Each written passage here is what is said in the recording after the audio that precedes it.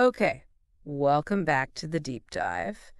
Today, we're doing just that, a deep dive into a source that isn't just a story, but a really powerful exploration of why engaging with information, specifically reading, can fundamentally change your life. Yeah, it's this incredible narrative we have about a woman named Mira. Exactly. And our mission today is to unpack how her journey, from really hating books to finding her voice and building this community, Hmm. how it actually worked. What can we pull out of it? What are the surprising insights? Maybe those actionable nuggets hidden in her experience. Right, things that can help you navigate your own information landscape, maybe connect better with ideas, with people. Okay, so where does it all start? Well, the source sets the scene. Mira's 25, working in a coffee shop, and her evenings sound, well, maybe familiar to some. Lots of TV, phone scrolling. Caught in that cycle, but dreaming of something different? Yeah, definitely. More confidence, wanting better English skills, dreams of travel, kind of Hmm. that feeling of wanting more. But there's a big obstacle right at the start. A huge one. The source is clear. She actively disliked books, hated them even. Wow. Not just indifferent, but actually saw them as like boring homework. Exactly. Rolled her eyes if someone suggested reading. It was a real barrier she'd put up. And there's that internal struggle mentioned too. Oh, yeah. Feeling quiet, maybe small compared to friends who read and talked about ideas. Questioning yourself, like, why aren't I as smart? That kind of thing. Mm-hmm. And the key thing the source points out is she'd never really given books a proper chance. That door was just slammed shut. Which, of course, sets things up perfectly for something completely unexpected to happen. Absolutely. The source paints this picture. A rainy afternoon, she's caught out, no umbrella. We've all been there. Right, so she ducks into the nearest building just to escape the downpour. And it happens to be this old, quiet library. Almost cinematic, like you said. The Mm. description, the quiet, that smell of old paper, the shelves like tall trees. And she's not there for enlightenment, right? She's just waiting out the storm, probably scrolling on her phone, maybe a bit bored. Just passing time. Until she isn't. Just to kill time, she picks up this small book, The Journey Begins, not really planning to read it. But then, something catches her eye. One sentence. This is where the source really zooms in on the power of the right words at the right moment. What was the sentence? You are stronger than you think, braver than you know, and this is only the beginning. Wow. Simple, but powerful. And the narrative says it felt like it was speaking directly to her, cut right through all that self-doubt. And her reaction. Immediate, like profound. She forgets the rain, her phone, forgets about time passing. She's just reading. And the source emphasizes this. She's actually liking it for the first time. And the librarian plays a role here, too. A gentle one. Sees something has shifted, offers her the book for free, calls it potentially life-changing. Just a quiet moment, a chance encounter with a sentence. But it marks a real shift. The source notes that night, the book is beside her bed instead of her phone. It's small, symbolic, but it's a start, a new possibility. So that initial spark, that unexpected connection, it pulls her back, right? The very next day. No rain this time, no external reason. It's just curiosity. That sentence is still with her. And the librarian is welcoming. Very warm. Recommends a couple of other simple, hopeful books. But as Mira's looking around, something else grabs her attention. What's that? A door, Hmm. slightly ajar, back corner, marked Staff-Only Archives. Ah, the mystery deepens. Literally. Exactly. Curiosity wins again. She goes down these creaky stairs into a basement. And the description. It's vivid, dust motes in the dim light, that smell of old ink, and it's filled with old newspapers, letters, photos, but also hundreds of old, rare books. Totally different vibe from upstairs, like a secret treasure room. Okay, this is getting good. And right in the middle, on a table, there's this thick book open, The Power of Stories. But it's covered, absolutely covered in handwritten notes, blue ink, underlines, circles, arrows. Wow, so someone really worked at this book. Deeply engaged with it, and she reads a sentence aloud from it, another powerful one. It's- A story is not just words. It is a mirror, a map, and a spark. It shows you who you are, where you could go, and lights the way. The source says she got goosebumps reading it. Goosebumps. Okay. And this connects to someone. Yes. This is where the librarian tells her about Mr. Clark, the first librarian. He believed stories could heal, and he left these notes. Ah, so it's not random. She's found a path someone else laid out, like curated knowledge, a guide. Precisely. It's not just stumbling around, it's finding guidance within the information. And the librarian really frames the importance of reading here. How so? Calls it more than a hobby. It's a door out of pain, a window into new worlds, a key to a better you. Really elevates it to a tool for transformation. That must have resonated with Mira. Big time. That night, she goes home not just with books, but with a notebook too. And the source points out this shift. It's not just about reading anymore. She feels the urge to write. From consumption to creation, that's a significant step. It really is. And her fascination with this basement, with Mr. Clark, it just grows. Does she find more of his stuff? She copies another quote she found. Books do not change the world. Readers do.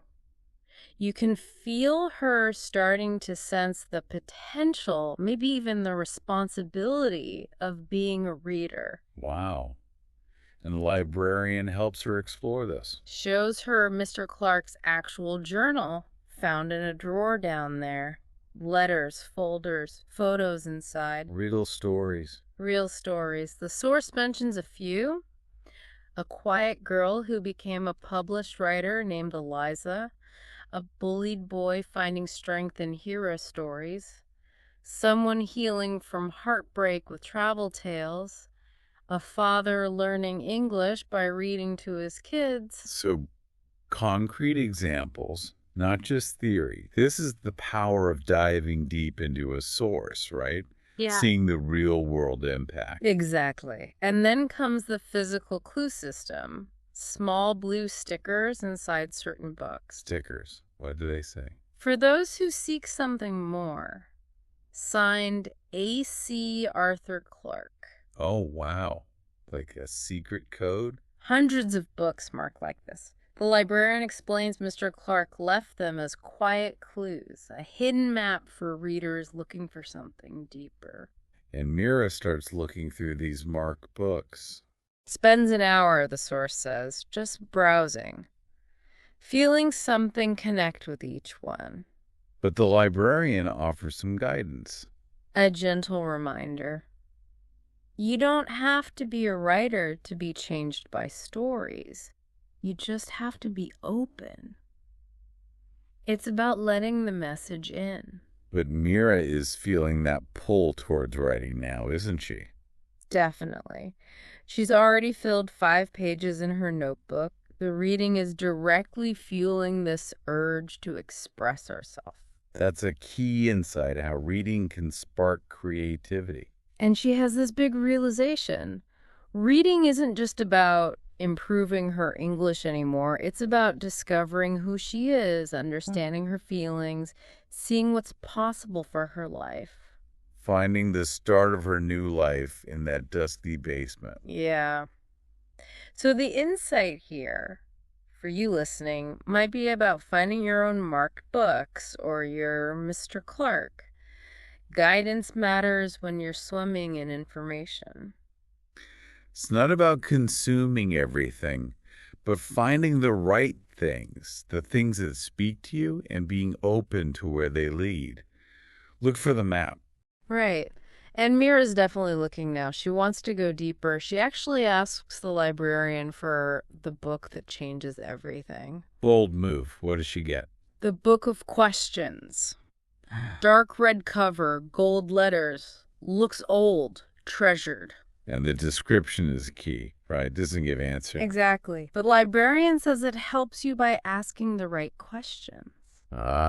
Shifting from external stories to internal exploration. Very interesting. And the questions are powerful. The source gives examples like, what is the life you dream of and what is stopping you from living it? Oof. Deep stuff. Totally. And who are you when no one is watching? What would you do if fear disappeared for one day? When did you stop believing in yourself and why? These aren't casual questions. They demand real thought. And that's Mira's process. Read a question, close the book, sit with it, think, then write in her notebook. It's active engagement. So the book is like a prompt for journaling, for digging deeper. Yes. And it unlocks things, buried memories, childhood dreams wanting to be a teacher, that fear of speaking up, the wish to travel. It all starts pouring out. That pairing of input, the question with output, the writing, seems crucial. It really does. And her answer to, if you could tell the world one thing, is so telling. What does she say? Your story matters, even if no one else sees it yet. You see the shift. She's starting to value her own narrative now. From feeling small and quiet to believing her story matters, that's huge growth. And it spills into her daily life. Reading morning and night becomes a pleasure, a habit of the heart, not homework anymore. People notice a change in her, too. Yeah, she starts sharing little positive quotes online, things like, be kind to yourself today. And people comment that she seems lighter. So the internal work is having an external effect. Definitely. The source suggests reading helped her listen better to others, sure. But the crucial part was learning to listen to herself. The noise quieted down. And this book, The Book of Questions, it's like the compass for the map Mr. Clark left, helping her find her direction, her purpose. That's a great way to put it. The insight is that transformation often comes from asking the right questions of yourself, not just getting answers from outside. So the takeaway for you might be to find or create your own tools for introspection. A specific book, journaling prompts, even just dedicated quiet time, making that internal listening a real practice. And as Mira does this internal work, she gets ready for something challenging, something she feared. What that? Writing a letter. The source shows her by the window, preparing to write to someone special. Who is it? Her younger self. Dear younger me. Specifically, her scared, quiet 13-year-old self. Wow, that's a powerful exercise. Self-compassion, integration. Totally. Acknowledging the past fear from her new position of strength. The source shares some lines talking about the fear of not being smart enough, messing up English words. But offering reassurance. Yeah, promising her she'll be okay, she'll find a dusty book, stories that don't judge, and crucially, that she will find her voice, both in English and in life. That must have been incredibly healing to write. She writes about stopping hiding, starting to write, finally believing her thoughts, her story, herself matters. And then she places the letter inside the book of questions. Symbolically linking the tool that unlocked her voice with this expression of it. Wow. And this act sparks a dream in her. Seeing shelves filled with books marked with her words, like Mr. Clark. So it's shifting from personal growth to wanting to contribute to guide others. Exactly. And she acts on it. Asks the librarian if she can start marking books, following that lineage. Does the librarian agree? Yes. Her first note is in a book called Voices of the Heart. Simple, powerful, you're not alone, someone else has felt this too, keep going. And she adds her own blue sticker. Carrying on the tradition. And it creates this amazing ripple effect. She keeps adding notes to books that moved her encouragement, truths she found. Word gets around the library. People start looking for her notes? Yes, seeking that connection. And some people even start leaving their own notes. The library becomes this living conversation. That's beautiful, like passing messages across time. There's a lovely anecdote. A young girl reading poetry finds Mira's note saying, "If a line makes you feel something, then it's already yours." Just perfect. It captures that personal resonance. And Mira realizes reading isn't just information, it's connecting hearts. The notes are bridges. Her notebook entry sums it up. Perfectly. Reading gave me a voice, and now my voice is helping others find their own. From silence and fear to empowerment and sharing. The insight being, finding your voice is about discovering what you have to say and finding ways to share it. Right. The takeaway. Don't just consume information. Engage. Reflect. Write it down. Think about how you might share what you learn, even in small ways. Your voice can be a bridge, too. And this naturally leads her to build something bigger, right? A community. It does, the reading club.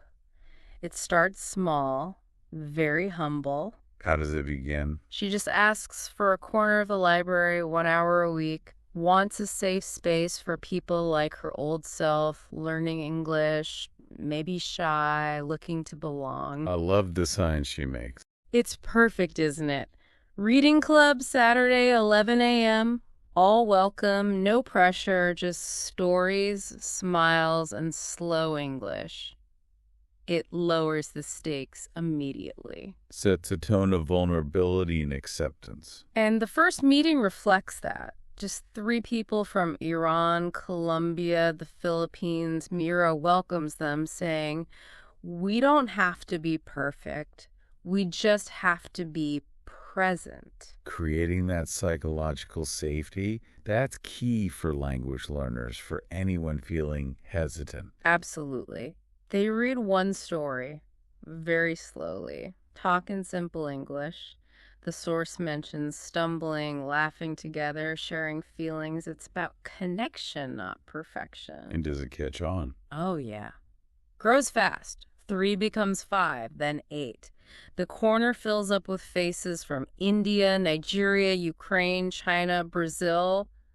It becomes a real community hub. More than just reading practice. Much more. They add tea, cookies, people bring favorite books.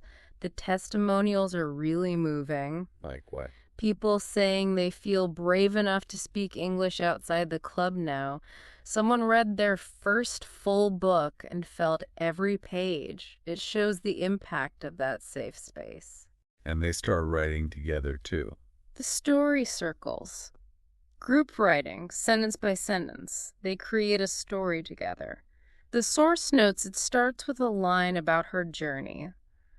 Once, in a small town, a girl found a quiet library. But it becomes their story. Wow, collectively owning the narrative. That's powerful. The club keeps growing. Kids, teens, adults, grandparents. Stories connecting everyone, regardless of age or background. Just this feeling of belonging, of opening up. And then that note appears. The anonymous note taped to her chair. Thank you, Mara. You helped me find my voice. It just mirrors her own journey perfectly. And she puts it in the book of questions. Right next to the letter to her younger self. It's this beautiful closing of a loop, her personal transformation, enabling her to impact others. The insight here feels like it's about the power of shared vulnerability and purpose. Yeah, Simple reading together built this amazing community. definitely. And the takeaway could be look for or create spaces where you can connect with others around shared interests, especially things involving learning or vulnerability. Your journey can inspire others. So Mira's impact is growing. Does it get noticed outside the library? It does. Big time. She gets an invitation from the City Literacy Foundation. They want her to speak at their Voices of Change event. Whoa. Big step. Public speaking. Exactly. And the source is honest about the fear coming back. Those old voices. You're not good enough. Your English isn't perfect. They'll laugh. It shows growth isn't about eliminating fear, is it? It's about having new tools to face it. Precisely. Because she also has that stronger, steadier voice now. You have something to share. You've come far. Your story matters. Does she turn back to the book of questions? She does. Finds that underlined page. Sometimes the next chapter begins with fear. But if we don't turn the page, we'll never know what happens. It's become her anchor. It's guiding her actions now, not just her thoughts. And she shares the news with her reading club. Their support is overwhelming. You have to go. You're the reason we're here. And crucially, Right. they give her permission to just try. We will still be proud because you tried. Takes the pressure off perfection. That's real community support. So she prepares, writes the speech about small steps, practices in front of mirrors, makes mistakes, laughs, tries again. The club helps her practice. It's a team effort. And the event itself. Intimidating, Yeah. grand hall, spotlights, lots of people. But there's this nice moment backstage. A kind woman tells her, you're already making a difference and you already have the words. Little boosts of confidence just when you need them. Right. So she steps on stage, takes a deep breath, sees the crowd, and she just tells her story. Simple and direct. Yeah. Finding the book, the basement notes, the club, the fear, the growth, and her final message. What was that? Reading didn't just help me learn English, it helped me learn courage. It helped me remember that our voices matter, even if we're not perfect. Yeah. Especially when we're not perfect. Wow. That hits home. The reaction is huge. Long, loud applause. Someone shouts thanks, and she feels like she grew through the fear. Her journal entry that night. Today, I didn't just read a chapter, I lived one. Sums it up perfectly. The insight seems clear. Sharing your vulnerable story is incredibly powerful and connects deeply. Yeah. Takeaway. Your imperfect journey is valuable. Don't shy away from sharing it when the time feels right. Stepping onto your own stage, big or small, can be transformative. This experience seems to inspire her next big step, doesn't it? writing the book. It does. As winter comes, she gets this idea. Write her story down for others, like her past self, people who are afraid. How does she approach it? Sits in her library corner, starts with, "Dear reader, welcome." Realizes quickly it's not an academic book she's writing. It needs to be personal, real, simple stories, lessons, encouragement, like a soft voice. And the title reflects that. The courage to read. It's What perfect. kind of things are in it? Little stories from her journey, the first book, making a mistake at the coffee shop, chapters reframing words she used to hate, like failure becoming first lesson, accent becoming story music. Oh, I like that. Story Yeah. music. Right. And alone becomes waiting to be found. She also includes simple exercises, questions: what new word did you learn? How did this story make you feel? Trying to make it interactive, like a friend. So mirroring the process that helped her. Exactly. The writing is slow, doubts creep in, but she keeps thinking of the faces at the reading club, that anonymous note. Her own voice guides her. Does she share the draft? With the reading club, yes. Their reaction is validation. It's like, you're sitting next to me. It's a bridge. They feel seen. And the book starts to spread beyond the club. Yeah, organically. Library website, community colleges, teachers using it. She gets an email from a woman in another town who started her own reading group because of the book. The ripples are widening. And then the big call. The surprise. A publishing company reaches out. They want to publish The Courage to Read officially. Wow. That's huge validation. Her decision reflects her whole journey. Okay, let's turn the page. Love it. This source describes her holding the finished book like a newborn. Simple cover. The dedication.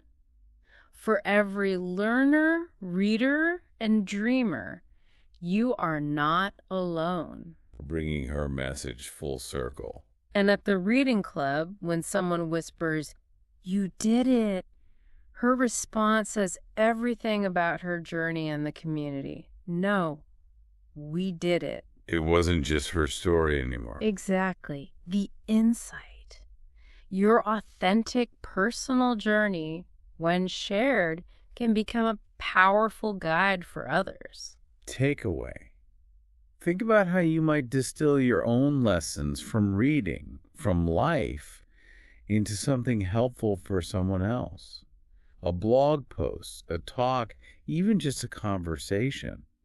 Your experience is valuable. And the journey doesn't stop there. As spring arrives, another invitation lands. Even bigger this time. Much bigger. Thick envelope, golden stamp. An invitation to speak at a famous international literacy conference in New York City, the Global Literacy Network. Okay, now that's a global stage. Fear must have kicked in again. Oh, yeah. Trembling hands, worrying about speaking to so many people. The English doubts resurface. But That steady voice is stronger now. it is. This is your next chapter. She knows it. How does she prepare this time? Writes a new speech, again focused on small steps. Practices daily. Shares it with the club they cheer her on. Her family helps too. It's still a community effort. And arriving at the airport. She notices the difference. She compares herself to her scared, younger self, but now she feels ready. Ready to share her story with the world. What's the conference like? She meets people from everywhere, hears stories in different languages, but feels that shared hope underneath it all. At your speech? Simple, powerful, honest. The small book, the quiet library, the friends, reading as courage, connection, change.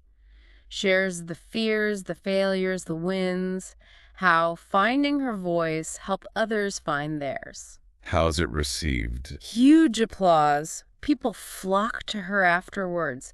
Teachers, writers, learners, thanking her for her honesty, her hope.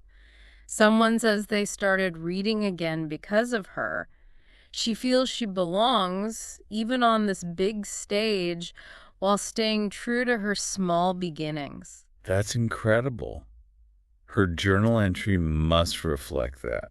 It does. No matter where we come from, no matter how small we feel, our stories matter. Today, I learned that courage grows when we share our journey with others. She sees the city stars, knows the journey's still unfolding. So she comes home with new energy. Absolutely. New ideas. She shares her experience with the reading club, how stories connect cultures, the importance of listening. And this leads to a new project. The Reading Bridges Project. The idea is to visit other reading clubs in nearby cities, build connections through stories, kindness, reading together, taking her model outwards. Expanding the community. Exactly. It's not easy, the source mentions she faces no's when reaching out to libraries and schools.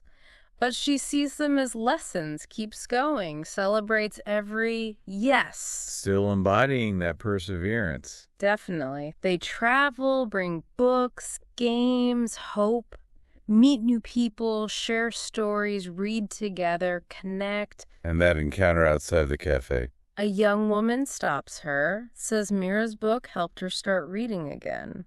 It reminds Mira that's the heart of it, touching individual lives one story at a time. The project continues for months, building bridges.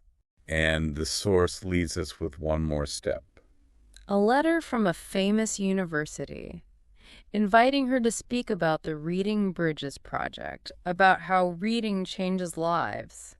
She accepts. Still turning the page? As she prepares for that speech, looking out at the horizon, the source ends with, "Reading was the first step.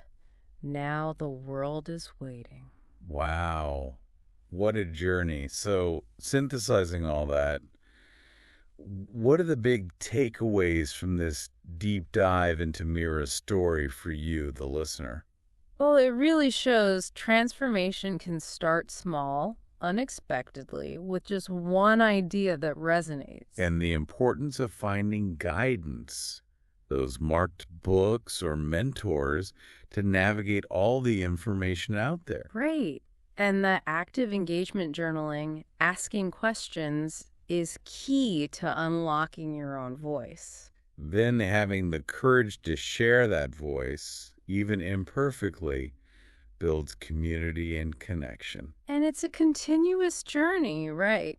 Learning, sharing, building bridges, the impact ripples outwards. This deep dive really illustrates how engaging deeply with any source, any idea that grabs you, isn't just passive learning, it's an active process.